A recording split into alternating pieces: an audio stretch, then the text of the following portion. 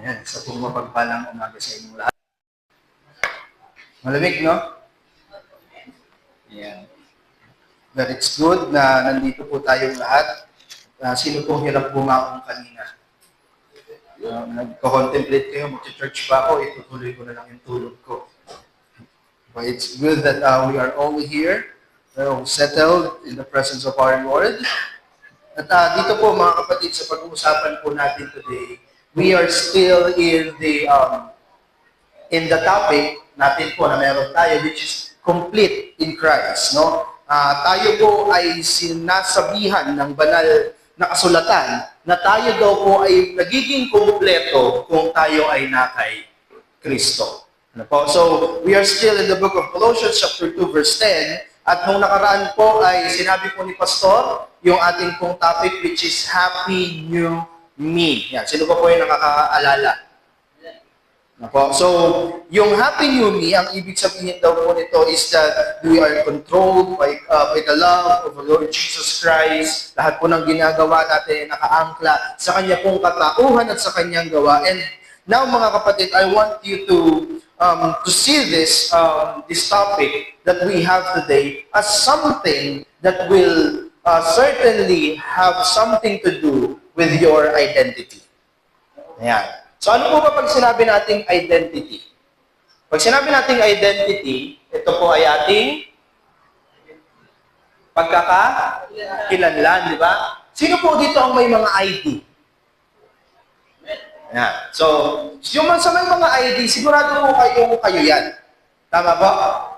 Di ba po pagka nagbayad ka sa SM or sa kung saan mang store, pag nag-debit card ka, hinihingi ka credit card ka, hinihingi ka minsan ng ID. Di ba? Kasi nga yung ID is short for identification. So, kailangan meron kang pagkakakilanlan. Tama po? And one of the things that basically, ang binibigay sa atin ng ating magulang na pagkakakilanlan ay yung pangalan natin nung tayo po yung pinanganak. Diba? So, halimbawa, si Melissa, di ba po? Kapag si Melissa, tinawag ko siyang Jennifer, magagaling po siya sa akin. Una sa lahat, asawa ko po siya. Sasabihin niya, sino si Jennifer? So, it feels like I'm opening a can of worms. Ano po? So, halimbawa, si Jam, ang kanyang pangalan ay Jam. Hindi ko po siya pwedeng tawagin Melissa. Bakit? Kasi there will be a different identification. At lahat po tayo, may sarili-sarili tayong pangalan. Di ba nga, minsan nakakainis kapag mali yung tawag sa'yo ng isang tao. Diba? 10 years mo na akong kilala, hindi mo pa rin alam kung anong pangalan ko. Diba? Ang tawag kay Pastor daw, Pogi lagi. Saan? Sa palengke? Diba? So minsan, bossing, diba? Boss, yun yung tawag natin. Kuya, pag hindi natin kilala. Pero when we are close to the person, ang ating pong tinatawag is yung kanilang pangalan. Ano po? So there is an identity that is instilled in all of us. At I want you to understand that na sa mundong ito, marami pong ipinapakilala sa atin na identification. Diba? Sa mundong ito, sinasabi na dapat ganito ka, dapat ito yung identity mo, dapat ito yung pagkakakilanlan mo. Diba po? Naalala niyo po yung fashion ng 1970s? Diba? Nakita niyo nung nakaraan, 1970s tayo, ang kulay ng mga damit natin. Sa mga kabataan ngayon, medyo corny siya. Pero that was their identity back then. Bakit? Kasi trending siya, fashion siya at that time. So minsan, nadadala tayo ng mundong ito dun sa mga trending. Di ba? Dati, ang trending is yung mga makukulay na damit, tapos dumating yung mga simple lang. Ngayon, medyo minimalist na, di ba? Na naka-black ka lang, naka-pants ka lang, naka-chinelas ka, okay lang. Dati, kailangan pagpunta mo sa mga mall, naka-suit and tie ka, maganda yung bihis mo. Diba? Pero ngayon, yung iba, naka-boxer na lang, di ba? Pupunta sa mall. Kala mo, bagong gising lang, tumayo sa kama, nag-isip pa pumunta sa mall. So, this world gives us a lot of things para maging identity natin. And simula sa pagkabata natin, up until right now, this world is giving us an identity. Na dapat ito yung gawin mo para mabilong ka dito sa grupo na to. Yung peer pressure. Na dapat ganito ka galing, na dapat achiever ka, na dapat ito yung may napanood akong isang video from their grandparents up until do sa mga cousins, mga pinsans, they're all doctors of different fields. So yun na yung naging identity nila from their grandparents, doktor, up until all of them, up until dun sa pinaka-bunso nung pamangkin, yung mga tito-tita, is they're all doctors. Bakit? Kasi yun yung identity that is instilled in them.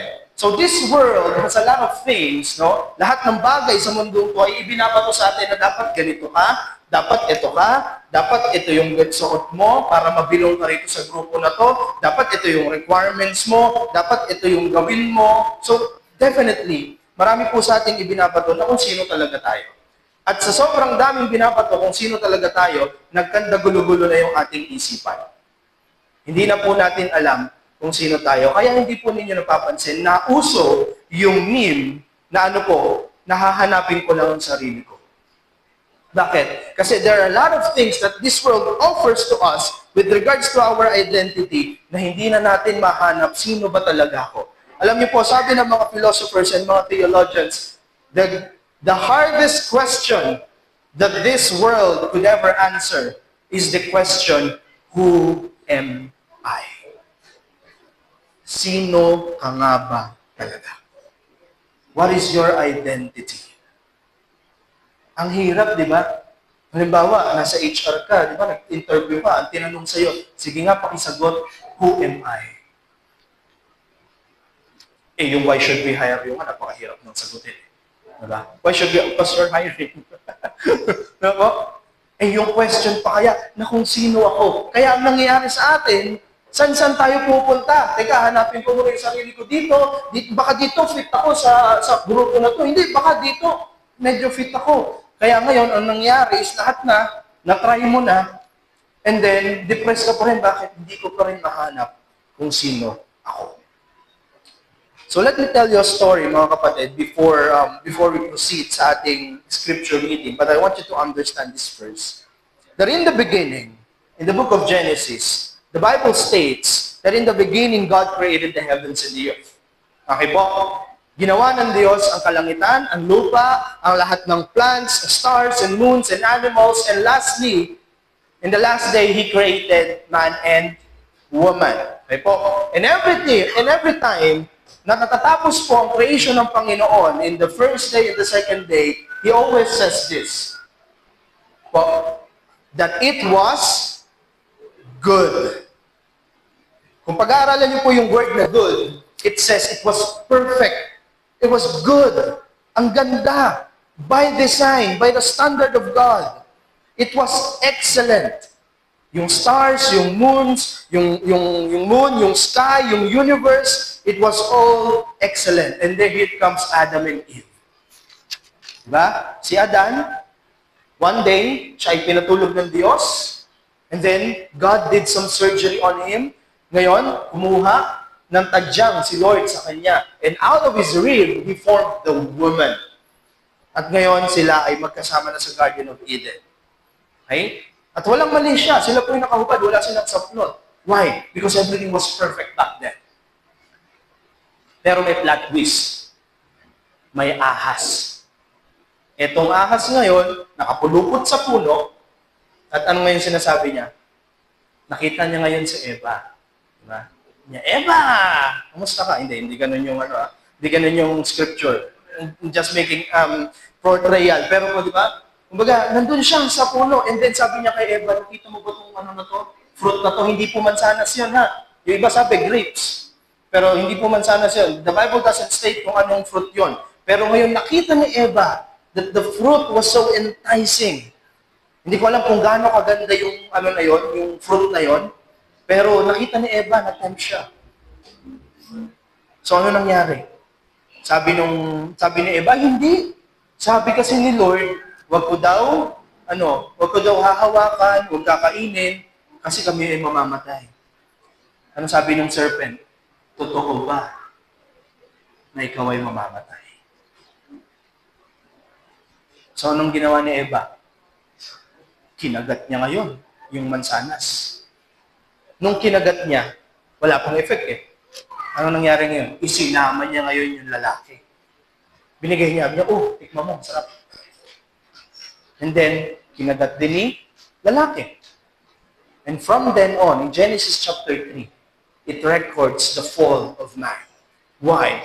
Kasi ang command ng Panginoon is you do not eat from the tree of the knowledge of good and evil. Everything, lahat ibinigay ng Panginoon sa humanity. Like everything, lahat ng plans, lahat na nakikita mo, it's all yours. Sabi sa creation, ginawa ang man and woman to subdue the creation, to rule over its creation, to rule over the creation of God. Pero because of the fall, nawala po yung ating sense of dominion over those things. So, they were tested for obedience. But unfortunately, they failed. So, it was the start of sin coming into the world. At from then on, ano nangyari kay Adan at Eva? Di ba? Naglalakad si God sa garden at hinahanap sila. Pero anong sabi nila? Di ba? Panginoon, nandito po kami. Nakatago kami. Bakit? Kasi po wala kaming saplot. And God said, paano nyo nalaman na wala kayong saplot? And that was the start of what? Of the thing called sin. S-I-N, kasalanan. And we lost our image. The perfect creation of God, the good creation of God was lost because of sin. Okay? Nalaglag tayo. And ano nangyari? Sabi po doon that, ayan, nakita nyo si Adan at Eva? Hindi po talaga sila yan, ha? Painting lang po yan, baka sabihin nyo. Nakita na ni Kuya Carl si Adan at Eva, hindi po. So makikita nyo po dyan, in that sense, gumagana pa yung aking clicker. Ayaw, pakitaas. Sige, pakinext mo na lang. Tulog pa. Tulog pa yung clicker ko, pakinext mo na lang. Yan. So, when we are looking for an image, the image cannot be found. Kala nyo naglo-loading, hindi po. The image cannot be found. Kaya ngayon, yung mga tao, gumawa ng sariling way para makilala natin ang ating sarili. Kaya nga meron tayong mga philosophers. Kaya nga meron tayong mga therapists ngayon. Kaya nga meron tayong mga psychologists ngayon. Why? Because we are always longing to know who we are. Diba? Gusto natin, kailangan makilala ko yung sarili ko. Kailangan makilala ko kung sino talaga ako. Kailangan makita ko yung purpose ko. Diba? Kaya nga ang tanong ng Nescafe ay para kanino ka bumabangon? Hindi ko alam, pero nagkakape pa rin ako. Diba? Para kanino ka bumabangon? So the question, mga kapatid, today that I want to answer is, where and how can we find our identity? Saan at paano? Yun yung malaking tanong ng mundong ito, na saan at paano natin malalaman yung ating identity. Okay po? So with that said, I encourage each and every one of you to stand up, mga kapatid, as we read the Word of the living God. Go with me in the book of 2 Corinthians. 2 Corinthians chapter 5. Chapter 5, verse 16.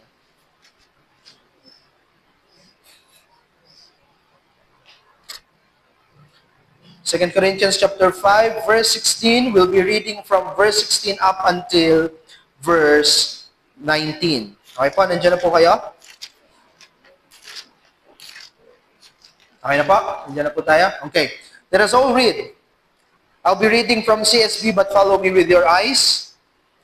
From now on, then, we do not know anyone from a worldly perspective.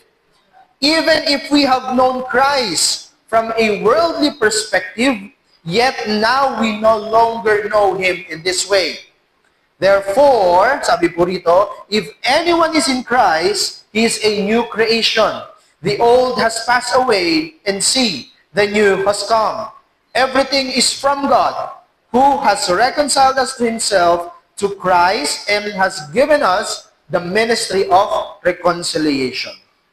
That is, in Christ, God was reconciling the world to Himself, now counting on their trespasses against them, and He has committed the message of reconciliation to us. And I want to put an emphasis on verses 18 to 19, and we'll be reading it again. Sabi po rito, and all of this is a gift from God, who brought us back to Himself through Christ, and God has given us this task of reconciling people to Him. For God was in Christ, reconciling the world to Himself, no longer counting people's sins against them, and He gave us this wonderful message of reconciliation. To those who have ears, let them hear the word of the living Lord. Let us pray. Abba, Father, Holy Lord, the Creator of the universe. Father, we thank you because you are in your throne. We thank you because you are the God of this universe. We thank you because you are the one true God who created all of us. Panginoon, salamat. Dahil po kami yung minarapat na makadulog sa iyo pong presensya. Lord, this wonderful opportunity to be able to hear your word today is nothing compared to the riches of this world. Father, help us today to understand your word. O God, the Holy Spirit, we are asking for your illumination, for your knowledge, for your wisdom, that these words will pierce through our hearts and that we may be able to understand it fully, Panginoon. So, Lord, we hope and we pray that you let us know how to find our identity anchored in Christ alone. Thank you, O Lord. In Jesus' name we pray. Amen. Sige po, makakaupo na po lahat. Okay? So ngayon po, mga kapatid, ang task po natin today is because we are fallen, naalala niyo kanina, I hope naalala niyo pa. So because we are fallen, dahil po tayo merong fallen nature, dahil po tayo ay nagkasala, ang mangyayari po is that we have to find our identity. And I'll give you some things for you to be able to find our identity. So we have to find our identity in Christ. Okay po? Alright? So ready na po tayo? Sabihin niyo po sa katabi niyo, huwag kang matutulog, huwag kang sasama sa liwanag. Okay po? Gisingin niyo po. Okay? Alright? So number one, I want us to understand, okay, is that, basahin nga po natin, 1, 2, 3, go. Finding, yan. Finding your identity in Christ. Bakit daw po finding your identity in Christ? Again, because the world offers a lot of things to us. But to us Christians, to us believers, and to those who does not believe yet, the only thing, mga kapatid, that you can find your identity is through the Lord Jesus Christ. Kuya Carl, bakit? Paano? Mga kapatid, wala po sa mundong ito ang makapagbigay sa inyo ng tunay na pagkakakilanlan maliban sa gumawa sa iyo. Okay po? You must start with Jesus. Why? For in Jesus, you can find your identity, your value. Diba? Lalo na sa mga kabataan ngayon, hinahanap natin, sino ba ako? Ano bang value ko? Bakit ba ako nagpapagal? Bakit kailangan kong graduate? Bakit kailangan kong mag-aral? Bakit kailangan kong magtrabaho? Diba? Hindi naman sa nagko-complain ako, pero di ba, sabi sa Facebook, araw-araw talaga yung trabaho. Di ba pwedeng 2 times a week lang, 3 times a week, di ba? January pa lang, Lord, kasama na ako sa mga strong persons list mo. We want to find value, di ba? Kapag ang trabaho ay paulit-ulit, hindi ko alam kung ganun problema niya, pero sa akin minsan kasi ang problema ko, pagka ang trabaho ko ay paulit-ulit, di ba nakakasawa? Parang paulit-ulit na lang. Papasok ka, gigising ka 4, medyo matatraffic ka, so makakarating ka na 6, lalagin ka, di ba? Late ka na nga, nagkape ka pa, diba? Nakuha mo pang mag-aya, breakfast tayo, di ba? Diba? Tapos papasok ka na naman, gagawa ka, work ka, aantukin ka, hindi kinabukan, and then maya-maya, out na, pagka-out mo, traffic na naman. Pagdating mo sa bahay, may mga kalat pa, hugasan mo, liligpitin mo, and then afterwards, matutulog ka, kinabukasan, babangon ka na naman, di ba? Tapos 2 araw lang yung weekend, di ba? Hindi ba pwedeng 4 na araw yung weekend? Di ba? Ganun yung nagiging routine natin. And all of us begin parang wondering, bakit? Bakit? Diba? Yung pera, papel lang, pero pag wala kang papel na pera, ang hirap ng buhay. So we begin to what? We begin to ask this question. ano bang value nung ginagawa ko? Ano bang value yung naibibigay sa akin nitong mga pagpapagal ko? Kaya po, tandaan ninyo mga kapatid, you cannot find happiness in money. Yung true happiness, kasi sino bang hindi masaya pag may pera? Diba? Let's be real in here, diba? Ang saya pag may pera, diba? Diba? Nakita niyo yung mga mukhang pera?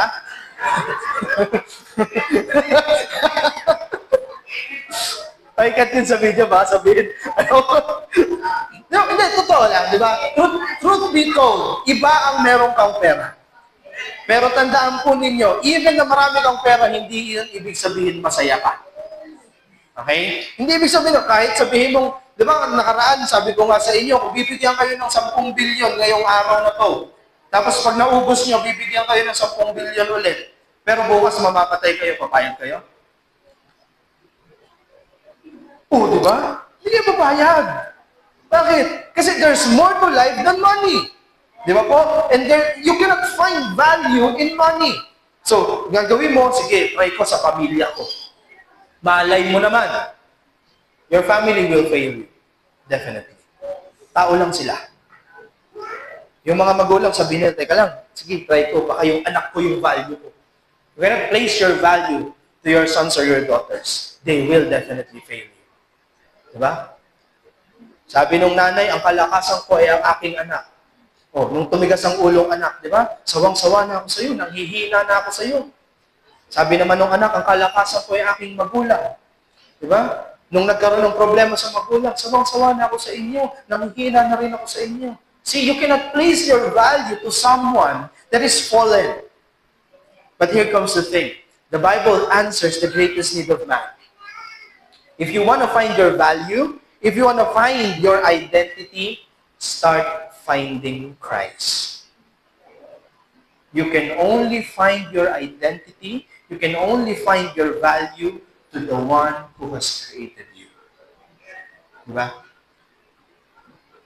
Kapag gusto mong magpahilot, saan ka pupunta? Sa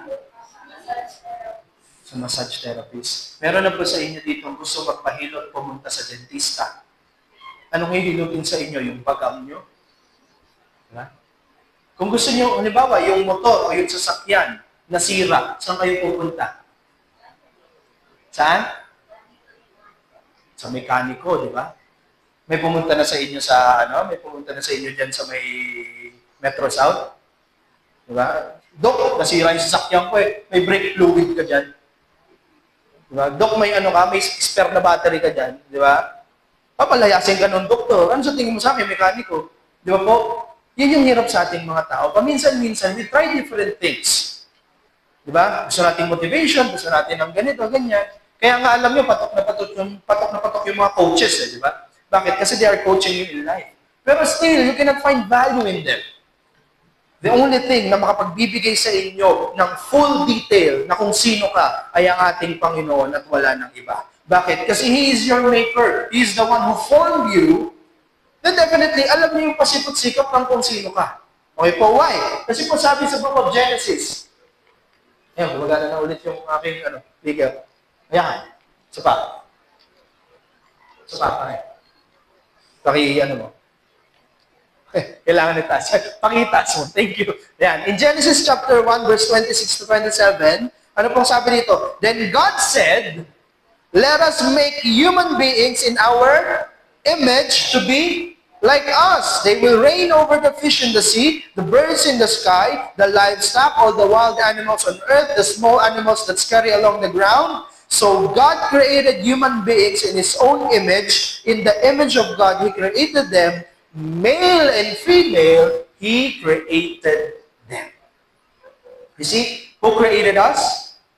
God. So wala pong ibang makakapagbigay sa iyo ng detalye na kung sino ka talaga, kundi ang ating Panginoon. This is the word Imago Dei. Imago Dei means in the image of God. Hindi ko po sinasabi na kiniliit kayo ng Diyos para maging Diyos. Hindi po ganun yun. What we are saying here, what the scripture is saying here, is that you are created in the image of God. You are able to love. Sino dito ang mga nagmamahal? Parang ayaw nyo. Sino, di ba? Hindi lang naman sa boyfriend-girlfriend, di ba? Hindi lang sa boyfriend-girlfriend. Hindi lang naman sa, sa work, di ba? Yung pagmamahal mo sa parents mo, yung pagmamahal ng anak sa parents niya, di ba tayo bilang community of believers, we are loving each other. We call that the phileo love, the brotherly love. Di ba po? So, we are able to love. We are able to identify what is good and right. What is good and wrong. We are able to identify, gusto natin ng justice. Why? Because merong injustice. So, God has given us all those things. Diba? Sino dito merong mind? May utak. O, diba? Lahat tayo. Parang yun ba? Hindi ko sure. Diba? Lahat tayo meron. God has given all of those things. Why? Because He has created us in His image. Kaya mag-i-start ka dapat kay God. Kaya mag-i-start ka dapat kay Christ. Okay po, why? Because failure, sabi po dito, failure to find Christ is failure to find our true identity. If you do not cling yourself to Christ, then definitely you will fail to find your true identity. Marami po magsasabi sa iyo sa mundong ito, na ito ka, ito ka, ito ka, ito ka, ito ka, ito ka. Pero if you find those things, kung makikita mo, kung tatry mo yung mga bagay ngayon, hindi ikaw yun eh. There will still be something in you that would say, kailangan ko pa rin hanapin yung sarili ko. Ito mahirap sa atin. Di ba, minsan tinutulungan natin yung ibang tao na hanapin kung sino sila. Pero hindi natin alam na ang problema natin ay hindi rin natin alam kung sino tayo. Kaya ngayon, anong nangyayari? Di ba? It's like a blind leading the blind. Parehas kayong shoot sa manhole nun. Kung may kanal, parehas kung hindi makikita yun. That is what the world expects of those people, of us. Now, we lead those people like we're leading the blind as we are also blinded by the things of this world. Diba? Sabi nung iba, dapat mayaman ka. Dapat, diba? Hindi ka tao pag hindi 30,000 pataas yung sahod mo. So, ano kami? Ibon. Ganon, diba? So, ano kami? Ganito, diba? Hindi ka tao kapag ganito, hindi ka in kapag hindi ka naka-crop top, gano'n. Diba? Sa mga lalaki, diba, hindi ka in pag hindi ka rin naka-crop top. Ewan kung bakit nauso yung crop top sa lalaki. Isipin niyo kung naka-crop top ako, diba? Ang pangit tingnan dito sa harapan. Diba po? So, may mga trendings, diba? Pag hindi mo kilala si ganito, hindi mo pina-follow itong celebrity na to, pag hindi ka in sa chismis, wala kang makapagkwento, nakaupo lang sa gilid. Di ko alam kung ano yung chismis eh. Diba? Eh, ngayon pa naman, pag may fellowship, chismis ang usapan. So, in ka dapat, di ba? Huwag niyo pong gawin yun, ha? Huwag niyo pong gawin yun. It's just an example of what the world is today. Di ba po? So, to the young people, sa mga kabataan po dito ngayon, hanapin niyo muna si Kristo bago niyo hanapin yung love life ninyo. Hanapin niyo muna si Kristo bago kayo magmahal, hanapin niyo muna si Kristo sa pag-aaral ninyo, hanapin niyo muna si Kristo bago niyo gawin ang lahat ng bagay. I want you to be cautious. Diba? Matuto tayo dun sa mga medyo nakaka-edad-edad na sa atin, di ba? Talk to them. Diba? Be with them, sit with them. Kung gusto niyo maraming matutunan, dito kay Pastor, kaya po niyo magsalita ng 24 hours. Ikikwento niya lahat sa inyo ng mga bagay na naranasan niya. Why? Because you have to learn. You have to find Christ. Unahin niyo muna si Christ bago ang lahat ng bagay. And to the parents, find your identity in Christ so that you can teach it to your children. Okay po? Because if not, the world will teach your children. Lagi niyo pong tandaan yun. Mga parents, hanapin niyo muna si Kristo. Paglaanan niyo ng panahon kung sino si Kristo para maituro din natin sa mga magiging next generation, sa mga anak ninyo, sa mga makakasalamuha nyo, and you will be able to say that this is Christ, this is your identity, this is your value, and then afterwards, matuturuan natin sila, magagabayan natin sila. Bakit? Kasi po kung hindi, ang mundo po is an open world. They will teach something to your children.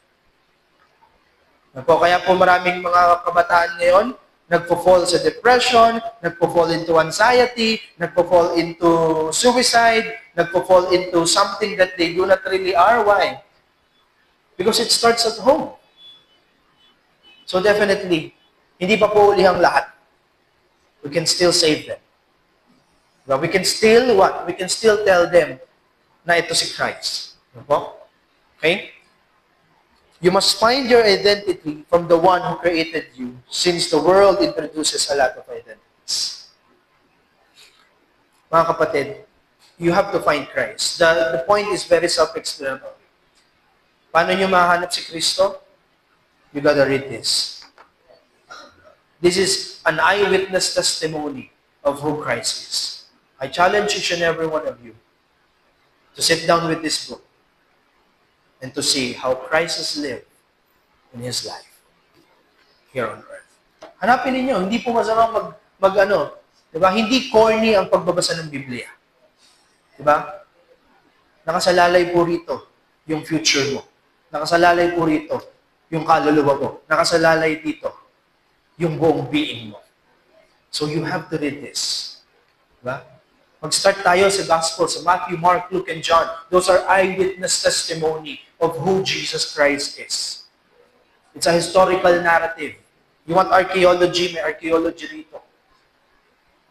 Diba? Marami tayong pwedeng, or kaya, lumapit kayo sa mga pastoral team, magtanong kayo, bakit ganito, bakit ganyan?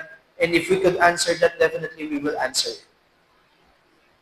So you have to make sure na yung identity po ay nakaangkla sa Panginoong Jesucristo. Because all of those things, aside from the Lord Jesus Christ, you are just like chasing the wind. Sino rito, naranasan nyo ng habulin yung hangin? Wala pa naman. Pero isipin nyo, hahabulin nyo yung hangin. Punta kayo sa Tagaytay, dun sa picnic grove, meron dong malawak na field. Okay? Try nyo habulin yung hangin. Anong mangyayari sa inyo? Diba? Hindi mo alam, pag habulin, hindi galing dito eh. Galing dun eh. Ganon tayo mag-navigate sa buhay kung wala si Kristo sa buhay natin. It's like you are chasing wind. Wala tayong patutunguhan. Okay po? All of those things are worthless endeavor if it is not with the Lord Jesus Christ. Kaya nga po, anong sabi ng Book of Colossians, chapter 3, verse 1 to 4, since you have been raised to new life with Christ, ano daw pong gagawin natin? Set your sights on the realities of heaven, where Christ sits in the place of honor at God's right hand. Think about the things of heaven, not the things of earth. For you died to this life, and your real life is hidden with Christ in God. And when Christ, who is your life, is revealed to the whole world, you will share in all His glory. Tandaan po ninyo, mga bagay na to ay mga temporal na bagay. Lahat po ng nakikita nyo rito, in the time na pagdating ng Panginoong Jesucristo will be wiped out. Kung darating siya, nabuhay pa tayo. Po, sa last na statistics po, sa pag-aaral, lahat ng tao namamatay. Tama po? Lahat. Yung iba nga, unborn pa lang, yung iba nga, bata pa, yung iba, syempre, blessed ng Panginoon, medyo nasa senior citizen age na sila nawala. Yung iba, dahil sa accident and everything, 1:1 ang kamatayan, mga kapatid. So you better find Christ before death finds you. Set your eyes, the reality of heaven. Set your eyes on the things that is of heaven, where Christ is seated at the right hand of God. Hindi ko po sinasabi na iwanan niyo itong mundo na to. No, you can still work. You can still have a lot of money. It's okay. Pero wag mo pong kakalimutan si Kristo. Okay? Wag mong ipagpapalit si Kristo sa kahit anong mga bagay.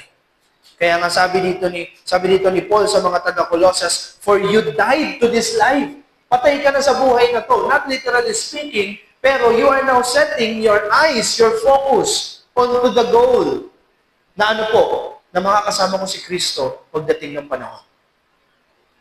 It's not bad to work. It's not bad to be rich. It's not bad to have a comfortable life. It's not bad to ask for God of those things. Pero it's bad when you leave God for those things. Huwag natin iiwan yung mga bagay, ang Diyos para sa mga bagay na yon. Bakit na po? When Christ, who is your life, is revealed to the whole world, you will share in all of His glory. Yung kaluwalhatian ng Diyos ay makikita ng lahat ng buong mundo ito. And they will know that the one true Savior is the Lord Jesus Christ. Nakuha po natin. Parang tulog na kayo. Gising. So ano po yung unang puntos natin? Finding your identity in Christ. Okay po. Meron po akong 100 na puntos dito. Lahat po yun. Dadaanan natin. Joke na. Okay po. Alright? Finding your identity in Christ. That's the first one. Now, the second one that I want you to do when you find na, diba? Parang konyo ko na. When you find your identity in the Lord Jesus Christ, ano pong gagawin natin? The second one would be, lang. Oh, yeah. Yun. Let's read. 1, 2, 3, go. Yun. Intimately walk with Jesus. Ano po ba pag sinabi natin intimacy? Intimacy is being close together. Exclusivity. Diba? Pag intimate yung relationship ninyo, meaning to say, kilala niyo yung isa't isa. Meron kang close relationship dun sa tao na yun. At ganun din mga kapatid, when you find Christ, and when you find the beauty of His person, and the beauty of His work, you have to walk with Him intimately. Intimacy with Christ is a must for a Christian. Why? You must know Him in order to know His will for you and His purpose for you. Nakita mo na si Kristo, di ba? Nakita mo na na, Lord, I am created in your image. Hindi totoo yung sinasabi nila na worthless ako. Hindi totoo yung sinasabi nila na hanggang dito na lang ako. You have a greater plan for me. Nakita mo na yon kay Jesus Christ. Nakita mo yung ginawa niya sa cross 2,000 years ago, that He died for the sins of mankind. Now, when you're walking intimately with the Lord Jesus Christ, you are now what? You are now able to find your identity in Him and His will and purpose for you. Kasi po mga kapatid, pagtapos mong malaman yung identity mo, ngayon magtatanong ka, Lord, anong purpose ko? Nalaman ko na yung identity ko, nalaman ko na kung sino ako eh. Pero ano namang purpose ko? So you have to walk intimately with the Lord Jesus Christ para malaman mo yung purpose mo. Okay po? And sometimes, here's the thing. Dito marami nag-fail. Why? Because sometimes, the bad thing about Christianity is that inimina-market natin si Jesus Christ as something that you just have to accept. Pero anong nangyayari? Walang intimacy dun sa mga tao na yun. So, I don't want us to be like that. Hindi po ako nandirito para pagaanin yung loob ninyo.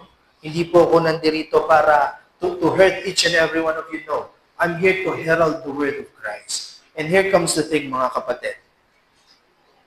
Without Christ, you don't have a purpose. You cannot find your purpose in anything in this world. Magtrabaho ka, nakakapagod magtrabaho. Bakit? Marami kang makikitang mali sa trabaho mo.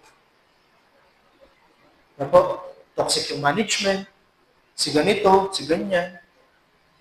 O di ngayon, nag-stay ka naman sa bahay ninyo. Marami kang makikita sa bahay ninyo na mali. Si nanay, ganito, si tatay, ganito, si kapatid, ganyan. Hindi ako pinapansin ni ganito. Lumabas ka naman ngayon. Marami kang makikitang mali. Yung mga kaibigan mo, si ganito, si ganyan, si ganito, nag-ano sila. Diba? You cannot find your purpose in there. At sinasabi ko po sa inyo mga kapatid, hindi po tayo ginawa ng Panginoon para lang gumising ka isang araw at mamatay ka kinabukasan. That's not the purpose of God for each and every one of us. The purpose of God for each and every one of us, they have answered this in the church history. May isa pong tanong doon. What is the chief end of man? Or what is the purpose of man? There's only one answer to that question. It is to bring glory, praise, and worship to the living Lord.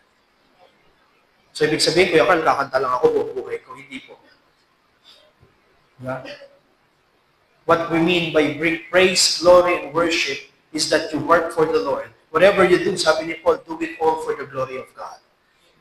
Diba? Hindi ko po sinasabing mag-resign kayo sa trabaho, hindi ko sinasabi na gawin nyo lang itong mga, ganito lang yung dapat nyo gawin, hindi po. Diba? Hindi ko sinasabing mamundong tayong lahat para makita natin si Jesus, hindi po. What I'm saying is, whatever you are doing right now, make sure that it is for the glory of the one true God. It is for the glory of the Lord Jesus Christ. Pag nakipag-usap ka sa mga kaibigan mo, anong pinag-uusapan ninyo? Pag nakipag-usap ka sa mga katrabaho mo, anong pinag-uusapan ninyo? Pag nakipag-mingle ka sa mga tao, what are your thoughts about them?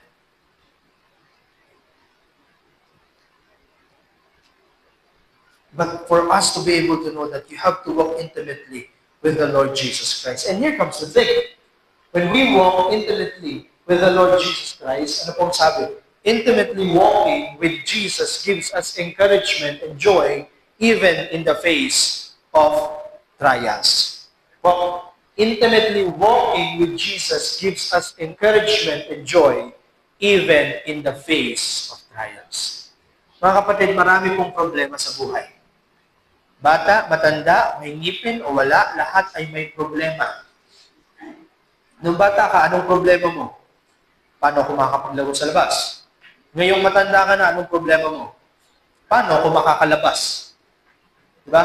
Kasi walang pera, di ba? Bayad sa bills, bayad sa ano, wala nang panlabas. Diba? At hanggang sa tumanda ka, anong magiging problem mo? Yung pa rin. It's the same problem over and over again. Diba po?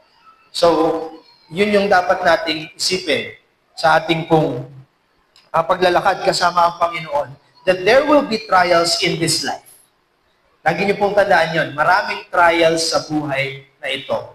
But when you have God on your side, you will definitely make sense of that trial and situation. Hindi pa end ng lahat ng bagay pag nagkaroon ka ng problema. Okay? Okay po? So what we're gonna do is we're gonna have to read this.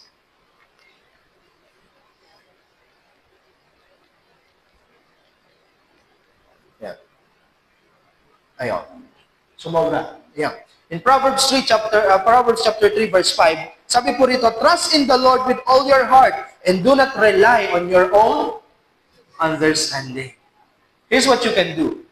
If you want to walk with the Lord Jesus Christ at nahanap mo na yung identity mo sa Kanya, you have to what? You have to trust in the Lord with all your heart. Okay? Buong puso. Right? Buong puso, buong kaluluwa, buong lakas, buong isipan. Di ba?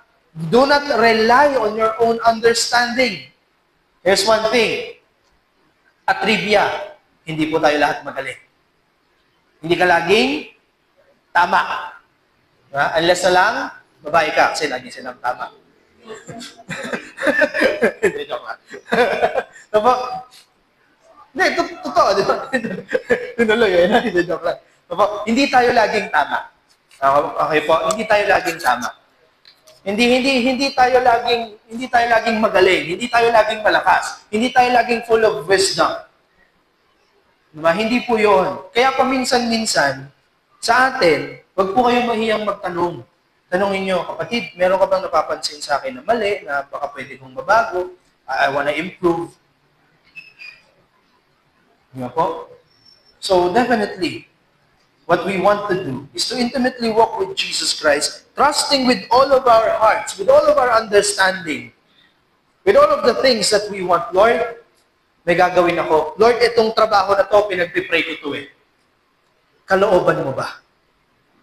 Diba? Minsan kasi ang prayer natin, Lord, pwede mong ipilit? Diba?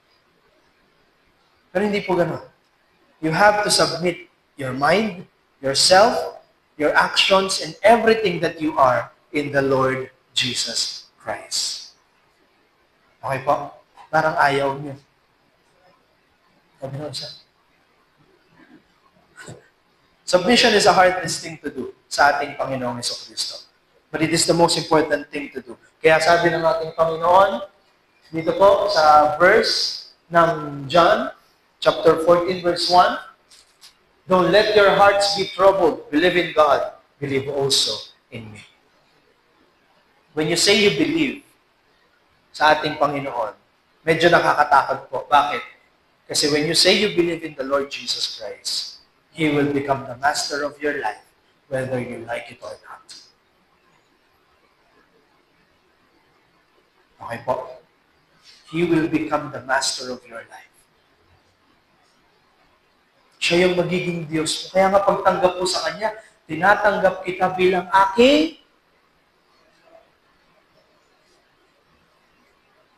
ano po? Bilang aking Panginoon. At nakita niyo yung unang word?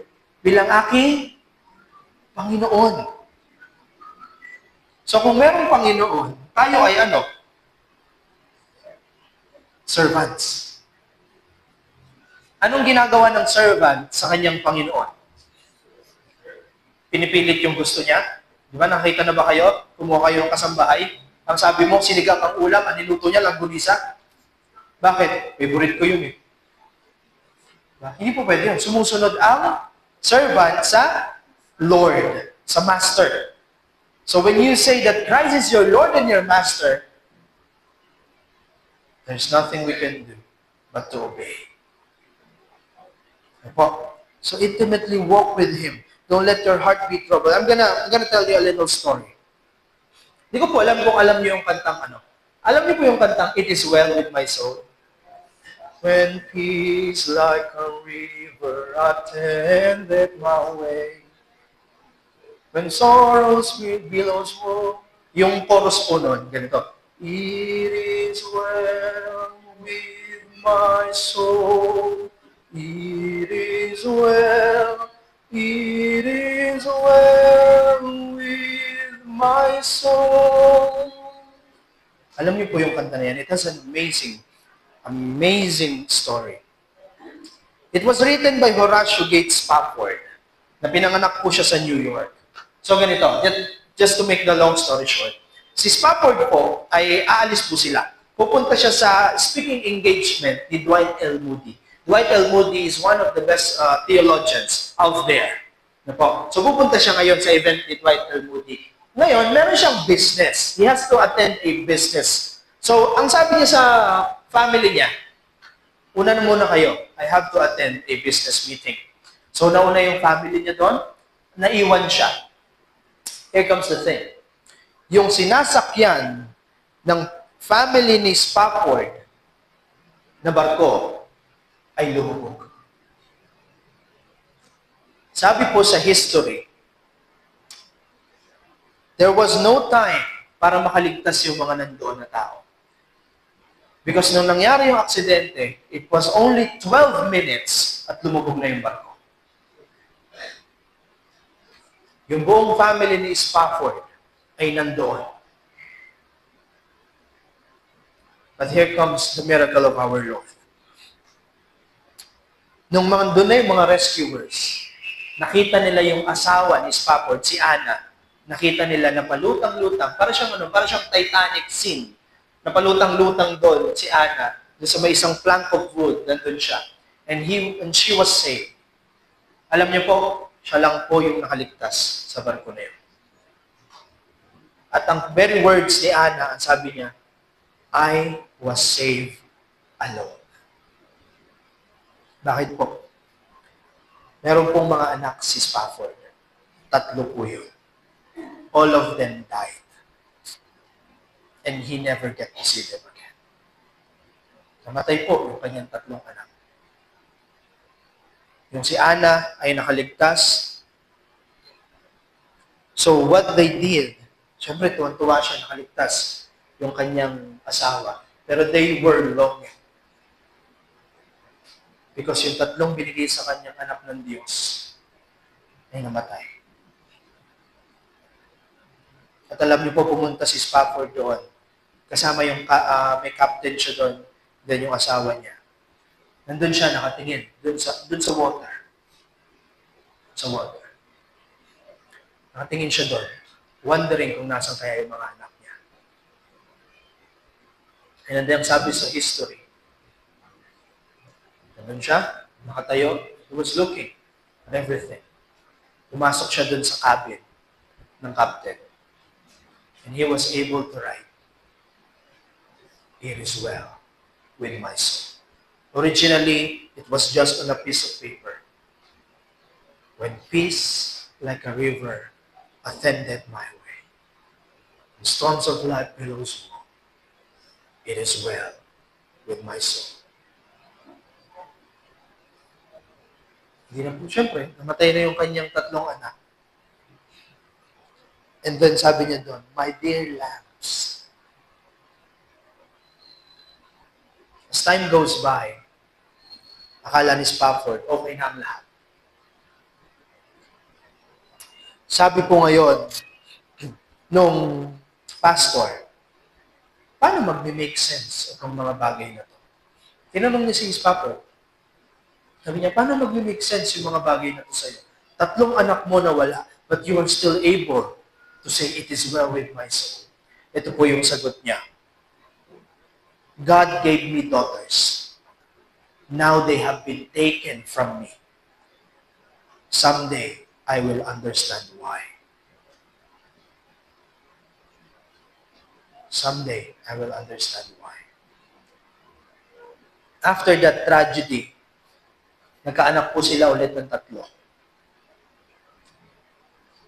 Pero hindi dito natapos yun. Dahil after that, namatay ulit yung kanyang anak na lalaki at the age of 4. So mga kapatid, I want us to understand that intimately walking with Jesus Christ is hard. It's hard to be a Christian. Why? Mawawalan ka ng pamilya, mawawalan ka ng anak, mawawalan ka ng trabaho, mawawalan ka ng kabuhayan, mawawalan ka ng mga bagay na gusto mo. You have to sacrifice a lot of things for you to be able to walk intimately with the Lord Jesus Christ. But I hope and pray na sa ating pong lahat, when it comes to that, you can only say, "It is well with my soul." Mga kapatid, hindi po natin naiintindihan kung bakit tayo nandyan sa posisyon na yan ngayon. Bakit merong mga problema na yan? Pero one thing I know, that the God of heavens and the earth will not fail you. Up until on that day, you will be able to understand kung bakit ka nandyan sa situation na yan. I don't know who that message is for, pero while you are right now in that moment, you find your identity in Christ. You do not give up. You keep on praying. You keep on fasting. You keep on seeking the word, the face of God. And on that moment, I hope and pray na masumpungan mo nawa ang mukha ng Diyos. You may not make sense of it. Di ko alam kung bakit may evil in this world at bakit hinahayaan ng Diyos. But one thing I know is that God has a reason. And in the end, we will be able to understand it. Amen po? Amen? So mga kapatid, the last point that I want us to know is this, self-explanatory. Never forget to tell others and develop your relationship with them. Whatever you have found today, never forget it to tell other people as well. Tandaan po ninyo, Christianity is a beggar looking for another beggar para sabihin niya na nandito yung pagkain. That's what Christianity is. It's not about us. It's about other people. God has saved you from the pit of despair, from the pit of misery. And I want us all to tell that kind of story na alam mo ang buti ng Diyos sa buhay ko. Because while we were yet sinners, Christ died for all of us. Makasalanan ako, hindi ko deserve yung grace and mercy ng Panginoon. But God in His great mercy and grace, binigay niya pa rin sa akin yung kaligtasan na hindi ko naman truly deserve. Kaya nga po sabi, mga kapatid, verse. So we are Christ's ambassadors. God is making His appeal through us. We speak for Christ when we plead, come back to God. For God made Christ who never sinned to be the offering for our sin so that we could be made right with God through Christ. Mga kapatid, what a wonderful thing it is na ngayon nabubuhay ka sa mundong ito and you have found Christ in your life at huwag kayong mag-alala. Dahil if Christianity is true, you are not dying. You are just changing locations. From darkness to light. From death to life. From this world, makita natin ang ating Panginoon will be waiting for us into those heavenly gates and what? Embracing us and saying, "A job well done, my good and faithful servant." If you want that, then definitely you have to start with Christ. Mga kapatid, sharing is caring. We must develop a relationship with other people so they may see us differently from other people. Kailangan makita nila na ito si kapatid, believer to in the Lord Jesus Christ. Hindi ko sinasabing pagpasok nyo sa opisina nyo, magningning kayo. Hindi ko sinasabi na pagpasok sa opisina ninyo, oy, masama yung ginagawa mo, oy, masama yung ginagawa mo, hindi mo ko gayahin, banal ako. Hindi po ganun. What I want us to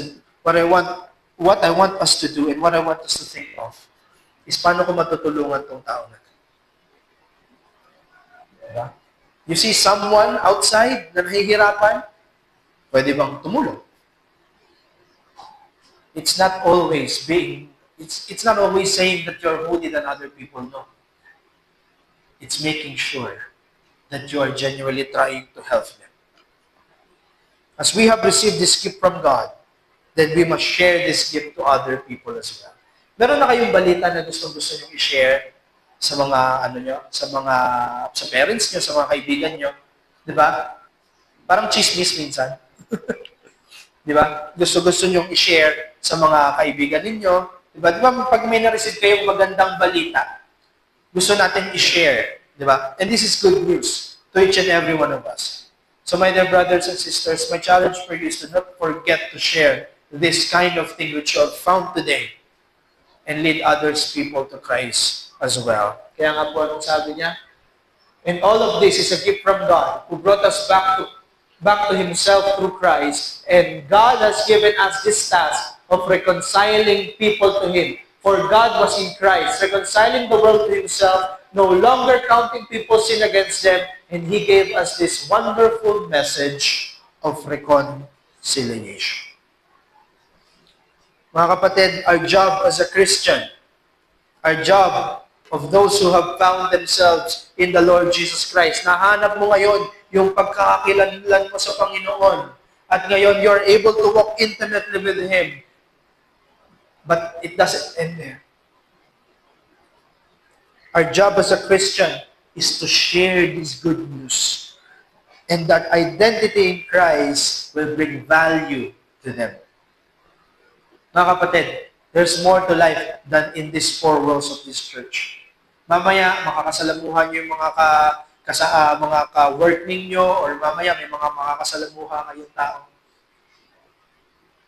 If you have the opportunity to share the Lord Jesus Christ with them, na alam mo ba, nakita ko yung identity ko sa Panginoon. Please do so. Why? Because you will never know na meron palang naghahanap ng identity nila na hindi nila mahanap-hanap. And God may use you as an instrument for them to be able to find their identity in the Lord Jesus Christ. They might be seeking for a year now, might be seeking for so many years now, pero lagi niyo pong tandaan, never forget to tell others. Diba? And last thing, I'm gonna close with this. If you find a cure for a rare disease, i-share niyo ba ito? Hindi. Bawa, na-discover ninyo, ay ganito pala yung bagay na ito. Mag-share ba kayo? Hindi. Siyempre, i-share natin, di ba? Nalaman natin na, na merong something that we could be of help. Ganun din, mga kapatid. The problem of this world is only solved through the cross of the Lord Jesus Christ. Yun lang. The cross of Jesus Christ is all that it takes. Hindi mo kailangan hanapin yung sarili mo sa bahay ninyo. Hindi mo kailangan hanapin yung sarili mo sa MOA habang nasa seaside ka. Di ba, nakaupo ka doon, hindi mo mahanap sarili mo ron. Kaya minsan punong-puno yung seaside ng MOA. Kasi akala ng mga tao, mahanap nila yung sarili nila. Hindi po, ang mahanap niyo po doon, yung nagtatambak ng buhangin. Tsaka ang mahanap niyo po doon, yung mga kalat sa baba. Di ba?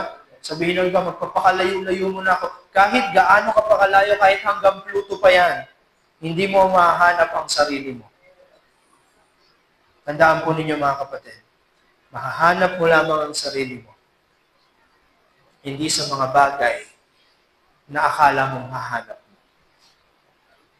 Mahanap mo lang ang sarili mo. Kapag binuksan mo to, at sinabi mo, Panginoon, ikaw na po ang bahala. Ang buhay ko ay sa iyo. You cannot find your identity standing up to those things. You can only find your identity kneeling down with our Lord. Let's pray. Father, we come before you, Panginoon. Lord, we acknowledge that apart from you, we can do nothing. Apart from you, Lord, wala pong identity kami. But Lord, thank you because you have given us this moment that our identity is found in you. Lord, I do not know, Panginoon, kung sino yung mga tao rito na up until now is looking for their identity. But Lord, I hope and pray na masumpungan ka po nila, Panginoon. Lord, I hope and pray na makita nila, Panginoon, na walang ibang Diyos na makapagbigay sa kanila ng peace, ng comfort in this life, but through you alone, Lord. Kaya, Panginoon, we're asking for you to move in their lives, O God. At sa mga tao, Panginoon, na patuloy, O Diyos, na nagsisik ng kanilang identity, magpakilala ka po sa kanila. Sa mga Kristiyano, Panginoon, na naghahangad na ma-share nila yung identity na nakuha nila sa iyo, give them boldness, give them strength to do your will, Father. Lord, ang mundong ito ay maraming ibinabato sa amin na kung sino kami. Minsan ang kaaway, Panginoon, ay sinasabi na we are not worth it. We are invaluable. But Lord, you are there whispering that you love us. Lord, thank you sa pagmamahal mo. Thank you sa identity na ibinigay mo sa amin. Thank you for creating us, O God, into your image. So, Father, I hope and pray sa mga nakarinig po ng iyong banal na salita, ay patuloy, O Diyos, tumimo ito sa kanilang mga puso at isipan, na hindi po nila makalimutan that they can only find their identity in Christ alone. Thank you, Lord. Bless each and every one of us, O God. O God, the Holy Spirit, I entrust these parts to you. In Jesus' name I pray. Amen. Amen.